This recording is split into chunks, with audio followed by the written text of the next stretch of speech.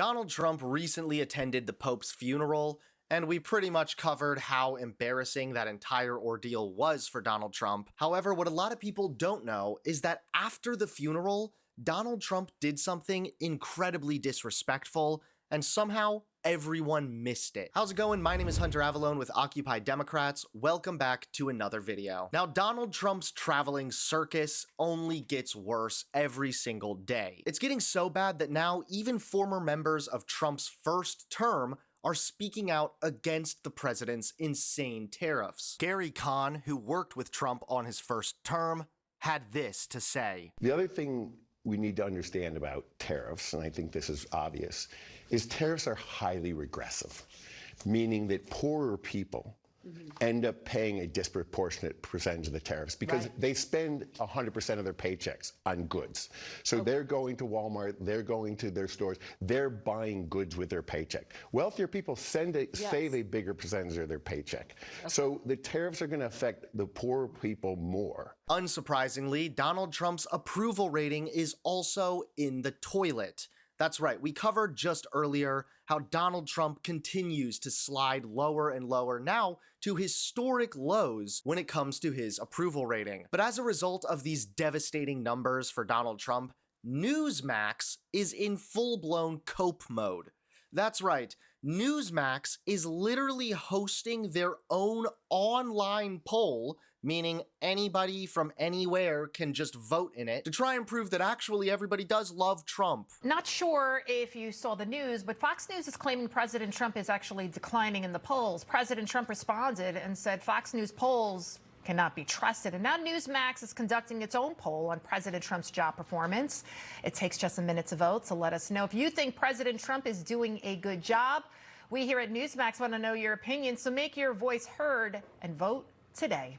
Again, even if you get 99% approval ratings in this specific Newsmax online poll, that doesn't mean anything. It certainly doesn't mean that America loves Trump. If anything, it means that Trump's fans are terminally online. But some believe this is just the start of a never-ending downward spiral for Donald Trump. Reacting to new polling that shows Donald Trump's approval ratings are cratering, a longtime GOP insider claimed the embattled president's slide with voters will continue unless he makes major changes. If he had a mandate to do anything, it was to address the cost of living. Yes. And he's certainly not doing that. I think what's amazing in all of this polling is how much he has undermined the advantages he had going in. He had a real advantage on the issue of immigration. Now he's underwater on immigration. That's remarkable. And of course, on the economy. This economy was ready to get going. It was going to be roaring if he had just gotten out of the way a little bit. They were going to extend the tax law, just keep things humming, especially in contrast to what we had been through under Joe Biden. Just stay out of the way, you would have been fine. And he's totally blown it. To your point, tariffs are just getting started. This is only going to get worse. And major changes are needed indeed. As we've been covering, Donald Trump attended the Pope's funeral. He didn't even wear the right color suit. And as if Trump's nonsense throughout this funeral wasn't cringy enough, things are about to get so much worse. Because Trump did this after the Pope's funeral, and somehow everyone missed it, even though it's incredibly disrespectful. Take a look. This shocking act of disrespect somehow went almost unnoticed by the mainstream media.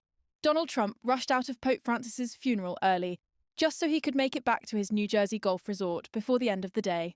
According to the New York Times, Mr. Trump told aides he wanted to make it back to his golf resort in New Jersey before the end of the day, prompting a stunningly brief trip that lasted only 14 hours on the ground. His first overseas trip as president left no time for discussion of his tariffs on the European Union, his turn toward normalizing relations with Russia, or his insistence that Europeans must take far larger responsibility for their own defense. Rather than using the gathering of world leaders to push for peace or repair strained alliances, Trump treated the event as a photo op and a box to check. Even a 15-minute meeting with Ukrainian President Volodymyr Zelensky, described by Zelensky as a good meeting, where they discussed a full and unconditional ceasefire, was cut short.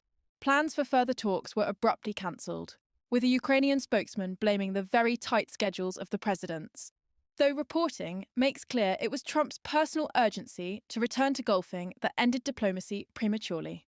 Upon landing back in the United States, Trump and Melania immediately parted ways, despite it being her 55th birthday. A cold footnote to a trip defined by self-interest. Later, Trump tried to distance himself from the Ukraine crisis altogether, posting on Truth Social, "This is Sleepy Joe Biden's war, not mine," while simultaneously criticising Vladimir Putin for shooting missiles into civilian areas and threatening vague new sanctions. Meanwhile, Trump has spent over 25% of his first 100 days golfing, even as the US economy continues to crumble, and his approval ratings have plunged to the lowest level for any president in more than 80 years. At a moment when leadership and statesmanship were desperately needed, Donald Trump chose instead to sprint for the golf course, abandoning allies, diplomacy, and any shred of presidential dignity in the process. I sometimes wish that Donald Trump loved America even half as much as he loves golf. Then again, maybe that's why Trump is so obsessed with the Gulf of Mexico.